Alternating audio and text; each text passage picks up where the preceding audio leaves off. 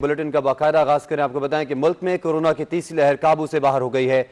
लगातार तीसरे रोज एक दिन में कोरोना केसेस की तादाद 4000 से जायद है। मुल्क में कोरोना के मुस्बत केसेस की शरह 11% से बढ़ चुकी है, जबकि 24 घंटों में कोरोना के 4525 नए केसेस सामने आ चुके हैं। वायरस मजीद 41 अफराद की जान भी ले जा चुका है।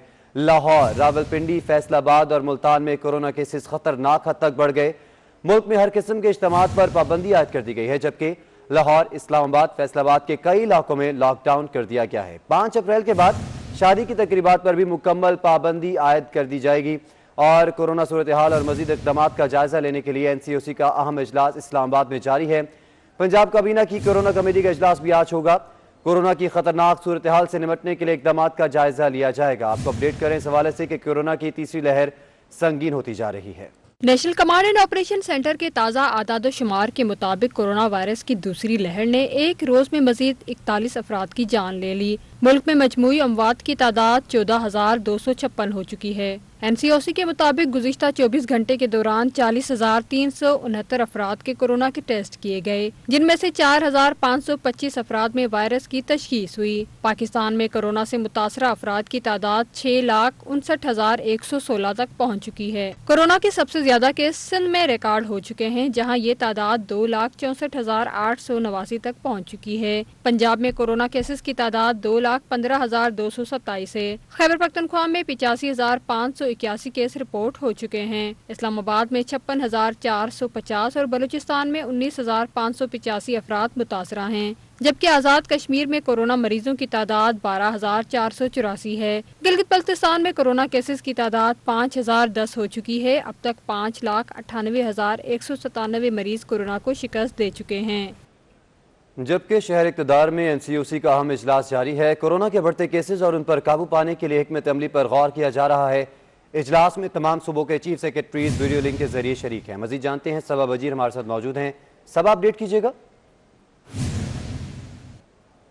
जी बिल्कुल, national command and operation centre का इजलास जो है वो इस वक्त जारी है और वफाकी वज़ीर असद उमर के ज़ेर सदारत ये इजलास जो है जारी है। और आज का इजलास बहुत अहम है, क्योंकि NCOC ने तशवीश का इजहार करते हुए कहा है कि कोरोना के जो केसेस हैं वो दिन ब दिन बढ़ते ही जा रहे हैं, जिसकी वजह से आज ये अहम इजलास जो है वो बुलाया गया है। और आज के इजलास में तमाम सूबों के चीफ सेक्रेटरीज़ की जानिब से वीडियो लिंक के जरिए इजलास में शिरकत की गई है। और आज के इजलास में ही लॉकडाउन बढ़ाने के हवाले से भी गौर किया जाएगा, क्योंकि गुज़िश्ता रोज़ होने वाले इजलास में तमाम पार्टीज़ पर जो है शादियों पर और रेस्टोरेंट्स पर पाबंदी आयद कर दी गई थी। लेकिन आज के इजलास में बैनुल सूबाई ट्रांसपोर्ट का मसला जो है वो भी ज़ेर गौर आएगा, जबकि लॉकडाउन बढ़ाने के हवाले से भी मुशावरत की जाएगी कि आया इस वक्त स्मार्ट लॉकडाउन जारी है, क्या मुकम्मल तौर पर लॉकडाउन किया जाएगा या नहीं, इसका फैसला भी आज ही होगा। और आज का ये इजलास बहुत अहम है, क्योंकि NCOC का यही कहना है कि दिन ब दिन कोरोना के जो मरीज़ बढ़ रहे हैं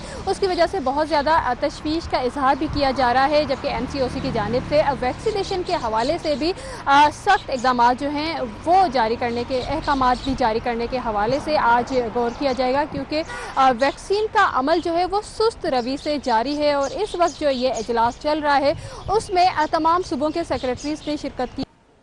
इस इजलास के बाद ये फैसला किया जाएगा को बढ़ाया जाएगा या नहीं। बहुत शुक्रिया आपका। लाहौर में कोरोना बेकाबू हो गया। शहर में मुस्बत केसेस की शरह 20% तक पहुंच चुकी है।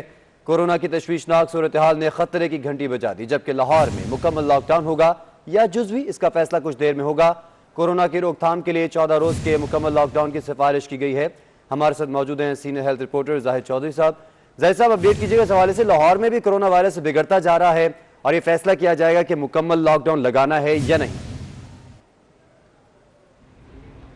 जी, गुज़श्ता 1.5 माह के दौरान जो है वो बड़ी तेज़ी के साथ जो कोरोना की तीसरी लहर है इसमें शिद्दत आई है लाहौर में। और 3.5% मस्बत केसेस की शरह थी 1.5 माह कबल, जो अब आज जो है वो 20% तक पहुंच गई है। और 1,478 24 घंटे के दौरान मज़ीद केसेस जो हैं वो रिपोर्ट हुए हैं। 9 अमवात की तस्दीक की गई है। ये एक बहुत ही बिगड़ती हुई सूरत हाल है। हर गुजरते दिन के साथ जो शदीद अलील मरीज़ हैं उनकी तादाद अस्पतालों में बढ़ रही है। आलमोस्ट जो बेड कैपेसिटी है वो ख़त्म हो चुकी है। और यही वजह है कि अब इसकी रोकथाम के लिए मुकम्मल लॉकडाउन का जो फ़ैसला है वो आज जो है वो उसके हवाले से अहम पेशरफ्त अब से थोड़ी देर में मुतवक्के है, जिसमें यह तय किया जाएगा कि क्या ठोस इक़दामात जो हैं वो लिए जाएँ, क्योंकि इससे कबल स्मार्ट लॉकडाउन जो है वो मुख्तलिफ इलाकों में नाफिज किया गया, लेकिन उसके कोई खातर खा फ़ायदा जो है वो उसका नज़र नहीं आया। इसके साथ साथ जो मुख्तलिफ इक़दामात किए गए, जो मार्केट्स को, बिज़नेस एक्टिविटीज़ को, उनकी टाइमिंग को कर्टेल किया गया, उसके बावजूद अभी तक स्कूल और तालीमी इदारे जो हैं वो बंद किए गए, लेकिन उसके बावजूद जो मस्बत केसेस की शरह है कोरोना की वो लाहौर में तेज़ी से बढ़ती ही दिखाई दे रही है, जिसकी वजह से अब आज जो है वो ये फ़ैसला, शायद बहुत कड़े फ़ैसले अब जो है वो मुतवक्के हों, क्योंकि अगर ये इस तरह के इक़दाम ना उठाए गए तो जिस तेज़ी के साथ मौजूदा जो स्प्रेड है वायरस का, वो आने वाले दिनों में इंतहाई खौफनाक हो सकता है, क्योंकि अब तक वैक्सीनेशन का अमल जो है वो मुकम्मल नहीं हो सका, जिसकी उसका कोई खातर खा फ़ायदा जो है वो अभी तक उसका नहीं आया, क्योंकि बहुत बड़ी आबादी जो है अभी तक जो है वो वैक्सीनेट नहीं हो सकी, जिसकी वजह से अब इस जो वायरस है इसके फैलाव को रोकने के लिए लॉकडाउन जो है वो मुकम्मल तौर पर उस पर ही जो है वो इत्तफाक करने का इम्कान है। ज़ाहिर साहब, एक तरफ तो लॉकडाउन पे इत्तफाक करने का जो है वो इम्कान ज़ाहिर किया जा रहा है, लेकिन दूसरी जानब जिसे आपने बताया कि 20% शरह हो चुकी है अब एक दिन में, तो इस हवाले से अस्पतालों में जगह यकीनन कम पड़ रही होगी, तो इस हवाले से कोई कोरोना सेंटर्स कायम किए जाएंगे लाहौर में, जिस तरह एक्सपो सेंटर में कायम किया गया था उसी तर्ज पे और सेंटर्स कायम किए जाएंगे? जी, अभी तक तो जो है वो महकमा स्पेशलाइज्ड हेल्थ केयर जो है वो पहले तो इसका जो थर्ड वेव है इसकी शिद्दत को जो है वो गेज करने में बहुत देर की गई, और इसकी शिद्दत का अंदाज़ा बहुत तेज़ से लगाया गया। जब अस्पतालों की बेड कैपेसिटी जो है वो 90% से ज़्यादा भर चुकी, तो उसके बाद जो है वो ये हदायत जारी की गई हैं कि बेड कैपेसिटी जो है वो बढ़ाई जाए, लेकिन अभी तक जो टीचिंग अस्पताल शहर में और प्राइवेट अस्पताल जो इलाज मुआलजा फ्राहम कर रहे हैं, उनमें जो अवेलेबल फैसिलिटी थी इससे पहले गुज़श्ता 1 साल से, वही अब तक मैसर है। अभी उसमें कोई खातर खा इजाफा दिखाई नहीं दे रहा, ना अब तक जो है वो इस हवाले से कोई पेशरफ सामने आई है, लेकिन महकमा स्पेशलाइज्ड हेल्थ केयर की जानिब से और हेल्थ केयर कमीशन की जानिब से प्राइवेट अस्पतालों को और स्पेशलाइज्ड हेल्थ की जानिब से सरकारी अस्पतालों को ये हदायत ज़रूर की गई है कि वो बेड्स बढ़ाएँ, लेकिन अभी तक कहीं भी बेड उस तरह नहीं बढ़ सके। जी ठीक है, जाहिद चौधरी हमारे साथ मौजूद थे, हमें आगाह करे थे, आपका बहुत शुक्रिया। आगे बढ़ें और आपको बताएं कि मुल्क में कोरोना केसेस बढ़ने पर सरमायाकार मोहतात हो गए। कारोबार के दौरान 100 इंडेक्स 700 पॉइंट्स तक कमी हो गई है। 100 इंडेक्स 45,000 की सतह बरकरार ना रह सकी। स्टॉक एक्सचेंज की सूरत हाल के हवाले से आपको अपडेट कर रहे हैं कि मुल्क में कोरोना केसेस बढ़ने पर सरमायाकार मोहतात हो गए हैं। हमारे साथ मौजूद हैं अशरफ खान। अशरफ खान, क्या इसमें मांदा देखने में आ रहा है? लहर खतरनाक करार दिए जाने के बाद आज कारोबारी हफ्ते के पहले ही रोज़ स्टॉक मार्केट में सरमायाकार मोहतात नजर आ रहे हैं। कारोबार के आगाज से ही मंदी का रुझान देखा जा रहा है। इस वक्त कारोबार के दौरान 100 इंडेक्स में तकरीबन 700 पॉइंट्स की कमी हुई है और 100 इंडेक्स जो है 45,000 की सतह से नीचे आ गया। जो माहिरीन से हमारी बात हुई है उनका ये कहना है कि सबसे इंपॉर्टेंट बात कि जो लॉकडाउन की बात, स्मार्ट लॉकडाउन जो होने जा रहा है उसके क्या असरात होंगे उसको देखते हुए सरमायाकार मोहतात हुए हैं। उसके साथ साथ जो टैक्स का बर्डन है वो इजाफे की बात की गई है, उसको मिनी बजट कह रहे हैं माहिरीन। और साथ में कैमरामैन आपको देखेंगे इस वक्त स्टॉक मार्केट का मैं सूरत हाल दिखाऊँ कि 86 कंपनियों में कारोबार हुआ है, 82 कंपनियों के शेयर से मंदी हुई है और 3 कंपनियों में सिर्फ इजाफा हुआ है। इस वक्त 100 इंडेक्स 44,860 की सतह पर ट्रेड हो रहा है। 662 पॉइंट की कमी देखी जा रही है और जो वॉल्यूम है वो यहाँ पे स्टेबल कर रहा है कि जो मार्केट का सिनेरियो है तो उसके ऊपर मार्केट सरमायाकार देख रहे हैं कि उसका क्या इम्पैक्ट होगा। लेकिन इस वक्त जो है पहले ही रोज़ मंदी देखी जा रही है, उसके आगे असरात देखे जा सकते हैं। जी अशरफ खान, बहुत शुक्रिया आपका। जबकि मुल्क में कोरोना की तीसरी लहर शदीद होती जा रही है, ऐसे में सिंध हुकूमत इस वबा पर काबू पाने के लिए क्या इकदाम कर रही है, ये जानने के लिए नुमाइंदा 24 न्यूज़ किफायत अली शाह के पास चलते हैं, जो इस वक्त तर्जुमान सिंध हुकूमत मुर्तज़ा वहाब के साथ मौजूद हैं। किफायत अली शाह, अपडेट कीजिएगा इस हवाले से। जी, इस वक्त हमारे साथ मौजूद हैं तर्जुमान सिंध हुकूमत मुर्तज़ा वहाब। उनसे हम बात करते हैं कोरोना के हवाले से। मुर्तज़ा वहाब साहब, ये बताइएगा कि सख्तियों की बात की जा रही है, वफाकी सतह पे से बात की जा रही है, तो आप क्या कहेंगे? आप एक हुकूमत को जो है वो तर्जुमान है एक हुकूमत के, सिंध हुकूमत की तरफ से क्या कहना चाहेंगे आप? देखिए, मैं समझता हूँ कि शहरियों को जिम्मेदारी का मुजाहरा करने की ज़रूरत है। हालात गो के इस वक्त सूबा सिंध के अंदर अंडर कंट्रोल हैं, लेकिन किसी वक्त भी जिस तरह पाकिस्तान के बाकी हिस्सों में, बाकी सूबों में सिचुएशन अब तशवीशनाक सूरत हाल की तरफ जा रही है। अल्लाह ना करे सूबा सिंध के अंदर भी हो सकती है। तो इसलिए मैं शहरियों से मुखातिब होकर शहरियों से रिक्वेस्ट करना चाहूँगा कि मास्क पहने, गैर ज़रूरी तौर पर घरों से ना निकलें और एहतियात करें, ताकि अपने आप को, अपने घर वालों को, अपने दोस्त यारों को हम इस वायरस से तहफ़्फ़ुज़ फराहम कर जो शादियों की पाबंदी लगा रहे हैं पंजाब के हवाले से, पंजाब, तो आप गवर्नमेंट में भी ऐसा होगा कि वो शादियों देखिए मैं समझता हूँ पाबंदी से ज़्यादा जो SOPs है उनको इन्फोर्स करने की ज़रूरत है।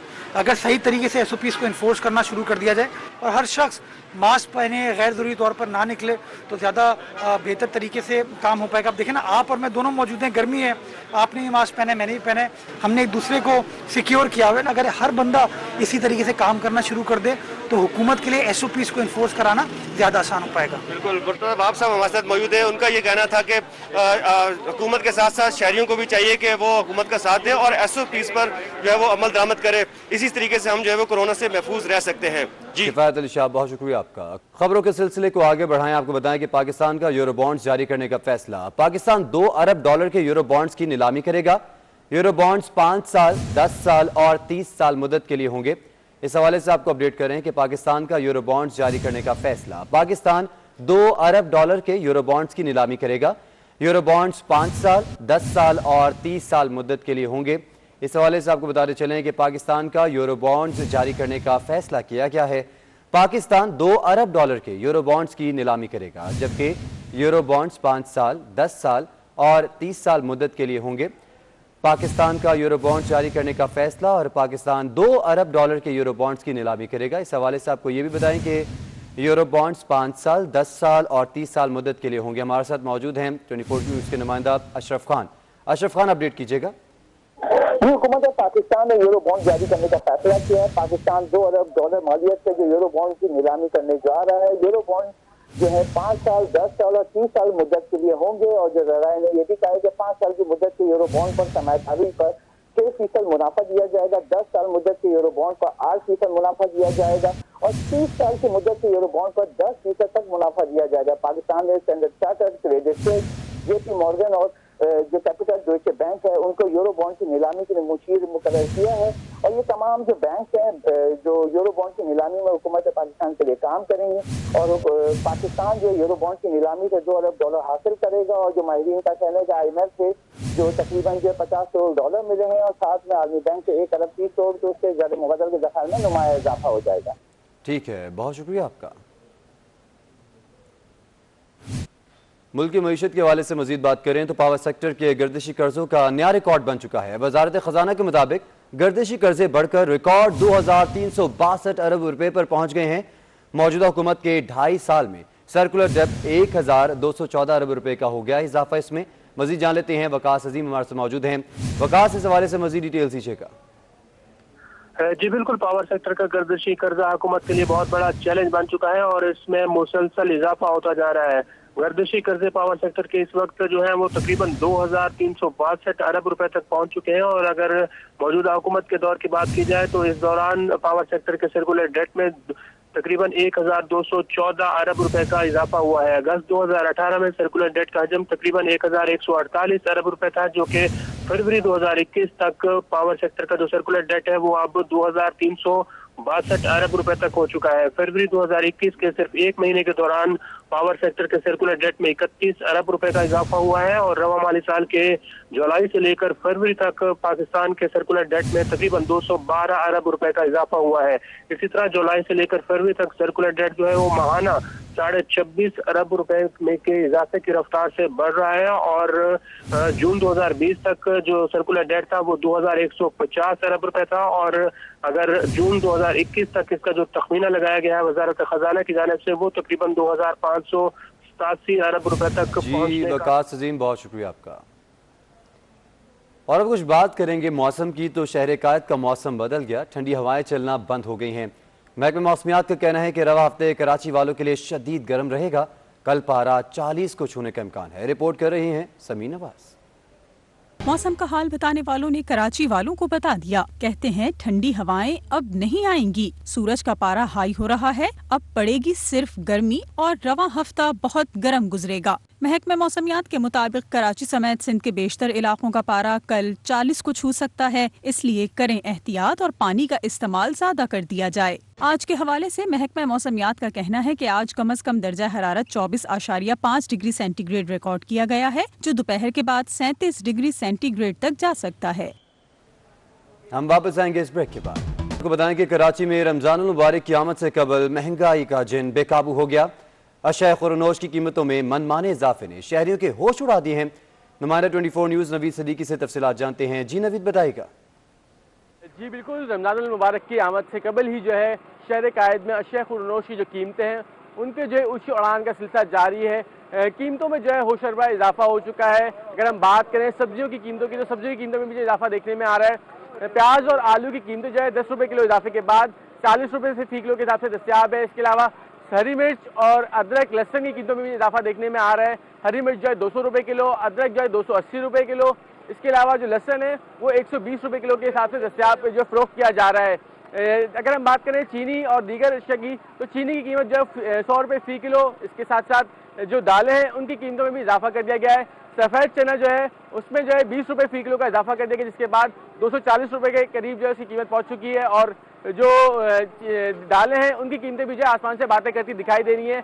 दाल चना जो है 160 रुपये, इसके अलावा जो दाल मूंग है वो 200 रुपये, दाल मसूर जो है 240 रुपये किलो के हिसाब से फरोख्त की जा रही है। हम बात करें गोश्त की कीमतों की, तो गोश्त की कीमतों में भी जो है मनमाना इजाफा कर दिया गया है। जो मुर्गी है वो 440 रुपये फी किलो के हिसाब से जो है फरोख्त की जा रही है, जबकि जो गाय का गोश्त है उसमें भी जो है 50 रुपये फी किलो का इजाफा कर दिया गया है। तो 750 से 800 रुपये फी किलो के हिसाब से जो बचा गोश्त फरोख्त किया जा रहा है। इंतजामिया की जानिब से जो प्राइजेस जारी की गई हैं उसमें जो कीमतें हैं और जो बाजार में मौजूद जो फरोख्त की जानी कीमतें हैं उसमें जो ज़मीन और आसमान का फर्क दिखाई देता है। जो शहरी हैं वो कहते हैं कि इंतजामिया की जानिब से जो प्राइस लिस्टें जारी कर दी जाती हैं, लेकिन उस पर अमल दरामद करने वाला कोई दिखाई नहीं देता। किसी किस्म के इकदाम नहीं दिखाई दिए जाते। हुकाम बाला जो है वो प्राइस लिस्ट जारी करके जो सिर्फ ठंडे कपड़ों तक जो है महदूद रहते हैं। शहरियों का मुतालबा है कि आला हुकाम जो है इकदाम करें और जो प्राइस लिस्ट जारी की जाती है उस पर जो अमल दरामद जो यकीनी बनाया जाए, ताकि जो महंगाई का भूत है उसको जो है कंट्रोल किया जा सके। बहुत शुक्रिया आपका। नामौलूद बच्ची की मुबैना गलत इंजेक्शन से हलाकत का मामला, तफ्तीशी अफसर ने केस का चालान अदालत में पेश कर दिया। चालान के मुताबिक मुद्दई मुकदमा मजीद कार्रवाई नहीं चाहता। इस हवाले से आपको अपडेट करें कि नामौलूद बच्ची की मुबैना गलत इंजेक्शन से हलाकत का ये मामला है। इस पर हमारे साथ मौजूद हैं मुमताज जमाली। मुमताज जमाली, इस हवाले से बताइएगा। जी देखिए, जुडिशल मजिस्ट्रेट शर्की जो है राना सैफुल्लाह की अदालत में नामौलूद बच्ची की मुबैना गलत इंजेक्शन के मुतल्लिक हलाकत से मुताबिक जो है केस की समाअत हुई, जहां पर तफ्तीशी अफसर ने केस का जो है चालान सी क्लास करके अदालत में पेश कर दिया है, जबकि अदालत ने जो है चालान भी सी क्लास में मंजूर कर लिया है। जबकि चालान में लिखा गया है कि मुद्दई मुकदमा केस की मजीद जो है कानूनी कार्रवाई नहीं करना चाहते। जो है मुद्दई मुकदमा ने हल्फिया भी लिख कर दे दिया है, जबकि मुद्दई का ये कहना था कि उनके यहाँ जो है 2 बच्चे पैदा हुए थे अस्पताल में, जिनको वैक्सीनेशन के लिए वहाँ गए थे, जबकि मुबैना गलत वैक्सीनेशन लगने की वजह से उनकी बेटी जो है वो जहाँ बैक हो गई थी, जिस पर उन्होंने जो है थाना सोजर बाजार में अस्पताल इंतजामिया के खिलाफ मुकदमा दर्ज किया था, जिस पर आज तफ्तीशी अफसर ने चालान को सी क्लास करके अदालत में पेश किया है। जी ठीक है, बहुत शुक्रिया आपका। जबकि दूसरी जानिब कराची के नालों से तजावुजात के खात्मे के लिए KMC एंटी इंक्रोचमेंट सेल की कार्रवाइयों का सिलसिला जारी है। गुज्जर नाले और औरंगी नाले पर तजावुजात के खिलाफ ऑपरेशन किया जा रहा है। इस ऑपरेशन के हवाले से आपको अपडेट करें कि कराची के नालों से तजावुजात के खात्मे के लिए KMC एंटी इंक्रोचमेंट सेल की कार्रवाइयाँ जारी हैं। गुज्जर नाले और औरंगी नाले पर तजावुजात के खिलाफ ऑपरेशन किया जा रहा है। इस ऑपरेशन के कुछ मनाजिर 24 न्यूज़ की स्क्रीन पर आप मुलाहिजा भी कर सकते हैं। हमारे साथ मौजूद है नवीद सिद्दीकी। नवीद सिद्दीकी, इस ऑपरेशन के हवाले से मजीद बताइएगा।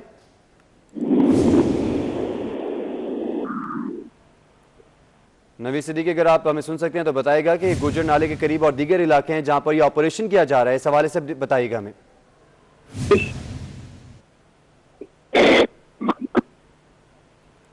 नवीद सिद्दीकी से टेक्निकल वजूहात की बिना पर हमारा राब्ता मुनक़ता हो गया है।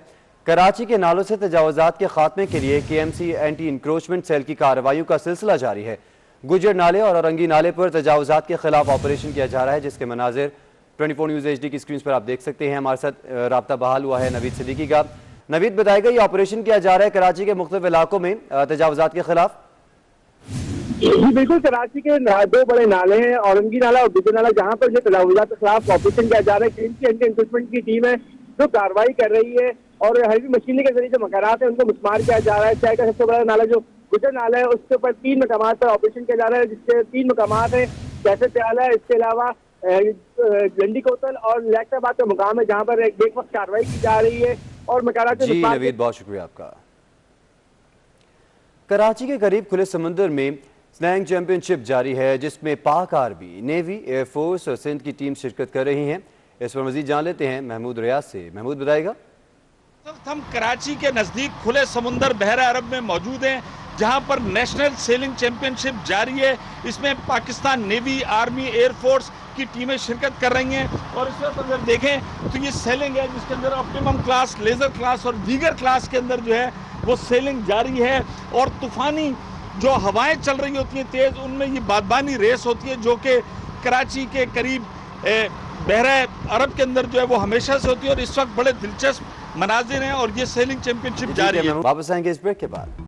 वेलकम बैक नाज़रीन, आपको बताएं कि लाहौर हाई कोर्ट ने चेयरमैन नैब और डीजी नैब लाहौर से 14 अप्रैल को जवाब तलब कर लिया। अदालत में ख्वाजा आसिफ की दरख्वास्त से जमानत पर समाअत हुई।